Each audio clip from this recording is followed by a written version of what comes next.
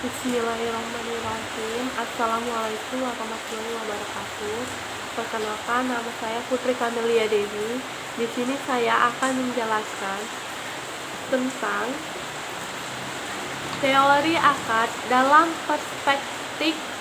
perspektif fiqh muamalah, di mana pengertian akad secara bahasa berarti sambungan, janji, dan mengikat. Akad menurut pendapat Wahbah Al-Suhaili, akad adalah ikatan antara dua perkara, ikatan secara nyata maupun secara maknawi, dari satu segi maupun dari segi. Dengan kata lain, akad adalah suatu perikatan yang dilakukan oleh dua orang atau lebih berdasarkan ijab dan qabul dengan adanya ketentuan syar'i. Akad menurut terminologi ulama fikih, akad dapat ditinjau dari dua segi, yaitu satu, secara umum. Secara umum berarti akad dalam arti luas hampir sama dengan pengertian akad dari segi bahasa maupun menurut pendapat ulama Syafi'iyah, Malikiyah, dan Hanabilah. 2. Pengertian khusus. Pengertian akad dalam arti khusus yang dikemukakan ulama fikih antara lain yaitu perikatan yang ditetapkan dengan ijab qabul berdasarkan ketentuan syara yang berdampak pada objeknya. Rukun akad yaitu dalam pengertian fuqaha, rukun adalah asas, sendi atau tiang, yaitu sesuatu yang menentukan sah dan tidaknya suatu pekerjaan tertentu dengan sesuatu itu termasuk di dalam pekerjaan itu. Ijab dan qabul ini sangat penting karena menjadi indikator kerelaan mereka yang melakukan akad. Karena itu diperlukan kehati-hatian dan kesempurnaan dengan menjadikan ucapan sebagai bukti terkuat untuk mengekspresikan kehendak. 1. Orang yang menyelenggarakan akad, yaitu pihak yang menyelenggarakan akad ini dapat sebagai pembeli ataupun penjual, atau orang yang memiliki hak dan yang akan diberi hak. Keduanya mempunyai syarat yang sama, yaitu pertama, berakal atau mumayyiz. Berakal ini di sini adalah tidak gila sehingga mampu memahami ucapan orang-orang normal.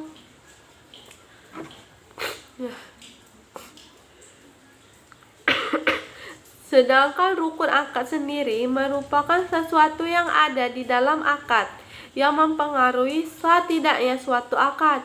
Ulama Hanafiyah berpendapat bahwa rukun akad itu adalah ijab dan qabul.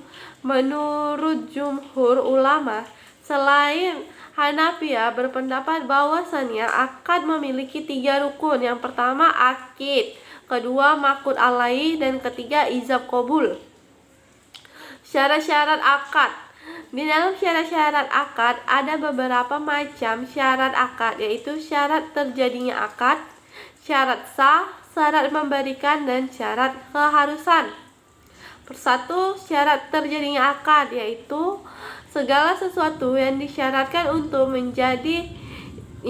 terjadinya akad secara syarah. Kedua, syarat sah akad. Syarat sah akad adalah segala sesuatu yang disyaratkan syarah untuk menjamin dampak keabsahan akad. Jika tidak terpenuhi, akad tersebut akan rusak. Ketiga, syarat pelaksanaan akad. Dalam pelaksanaan akad ada 2 syarat, yaitu kepemilikan dan kekuasaan. Keempat, syarat kepastian. Dasar dalam akad adalah kepastian, diantaranya syarat luzum dalam jual beli adalah terhindarnya dari beberapa khiyar jual beli seperti khiyar syarat, khiyar aib, dan lain-lain. Tahapan akad terdiri dari 3, yaitu al-hadu atau perjanjian, yaitu pernyataan dari seseorang untuk melakukan sesuatu atau tidak melakukan sesuatu dan tidak ada sangkut pautnya dengan kemampuan orang lain.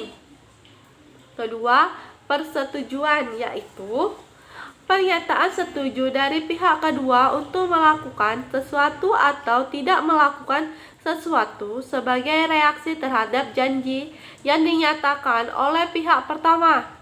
Ketiga, apabila dua buah janji dilaksanakan, maksudnya para pihak, maka terjadilah apa yang dinamakan akhdu. Unsur akad Unsur akad yaitu pertalian ijab dan qabul, dibenarkannya syarah, dan mempunyai akibat hukum. Dampak akad terbagi 2, yaitu dampak khusus dan dampak umum. Dampak khusus adalah hukum akad, yakni dampak asli dalam pelaksanaan suatu akad atau maksud utama dilaksanakannya suatu akad. Kedua, dampak umum, segala sesuatu yang mengiringi setiap atau sebagian besar akad, baik dari segi hukum maupun hasil. Pembagian dan sifat akad. Akad dibagi menjadi beberapa macam, dan setiap macamnya sangat bergantung pada sudut pandangnya, yaitu berdasarkan ketentuan syara. Yaitu akad sahih, akad tidak sahih, dan akad fasih.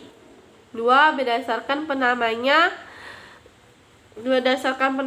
yaitu akad yang telah dinamai syara seperti jual beli, hibah, gadai, dan lain sebagainya, serta akad yang belum dinamakan syara tetapi disesuaikan dengan perkembangan zaman. Sifat-sifat akad. Segala bentuk tasarruf termasuk akad yang memiliki 2 keadaan umum, di antaranya yaitu 1. Akad tanpa syarat, dan 2. Akad bersyarat. Akhir akad. Akad dapat berakhir dengan pembatalan, meninggal dunia, atau tanpa adanya izin dalam akad mauquf atau ditangguhkan. Baiklah, segitu saja penjelasan dari saya. Lebih dan kurang saya mohon maaf. Maaf jika ada kata-kata yang salah. Wassalamualaikum warahmatullahi wabarakatuh.